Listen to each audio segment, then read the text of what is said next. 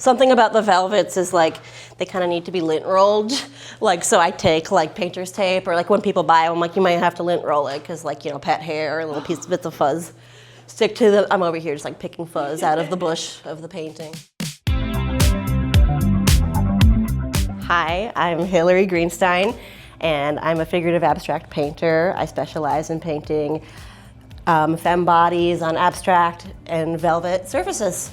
Lately I've been really inspired by these big and fat nudie magazines from the 80s that I got online, and those have been a lot of my muses. Do you have any of those around? Yeah. Oh, of course I do. Wow. And that's where she comes from. So, oh my God. Yeah, this is you're looking at one of my tax deductible expenses. They're definitely British, yeah.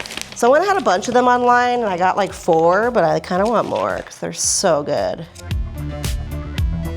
I'm also really inspired by collage. I do a lot of collage as part of my process, as preparatory studies, and also I do a lot of collage directly onto my paintings, different fabrics and materials that get involved. But yeah, so these are in progress. I mean, these are velvet surfaces that I have built that I'm going to paint on soon, and this one is one of my Franken surfaces, so it's actually 2 different velvets together. And this is actually the same velvet as this piece, but yeah, this is another Franken surface, but this one is velvet on top and canvas on bottom. So I knew I wanted to go to college for art, so I went to MCAD, the Minneapolis College of Art and Design, and I got my degree in painting. And they have a small but wonderful painting program.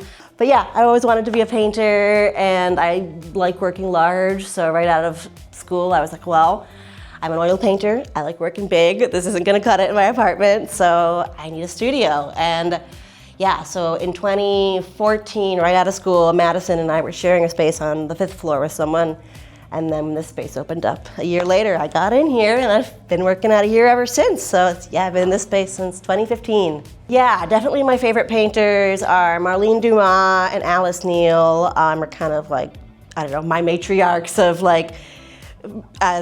portraiture, female artists doing the thing that I really admire. I don't know, I have a lot of favorites. It's usually like the last thing I did, so like this is my favorite right now. I don't know, I'm really into the crushed velvet and how the like these like iridescent oils sit on it. Like my friend Hannah Farrell, who's also a painter, she gave me these iridescent oils, and like there's like a pink one. It's called Interference Red, and it's like almost like the same color and like light reflecting qualities as the velvet. So that's kind of what I used for the earrings, but it looks like, I don't know, it like is the same as the velvet, but not. Yeah, usually I work on a bunch of things at a time in different scales, because sometimes, you know, if I get tired of working small, I want to work big, and vice versa. I prefer to work big, but I've been trying to do more of the smaller work as well in recent years, mix it up. Okay, I won't overthink it. Fascism and celery. I hate celery too. I mean, not equal, I'd say I hate fascism more than celery, but they both piss me off, so. Oh my God, my cat, I love him so much. He's 15 years old. He's my best friend. This is Charlie, Charlemagne. He is my best friend in the whole world, and he has a really big personality.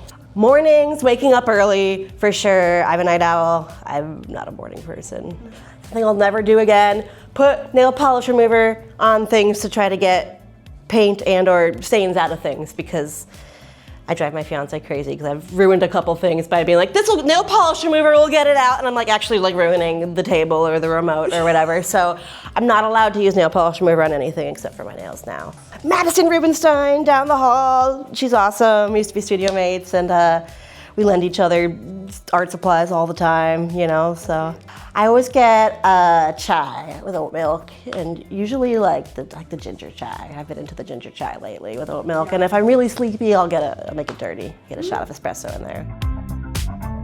Do you ever get stuck and you're like, what do I do? Oh, totally, yeah. Sometimes you just hit a wall, like with a piece or just like with art in general. And what helps me most if I get stuck is like switching materials, you know? Like I was really getting into like these like water soluble inks last year. I just like, you know, oil's my primary medium, but sometimes I need to just like do something kind of fast and fluid, or, you know, I've been playing with different mediums, and that really helps me get unstuck.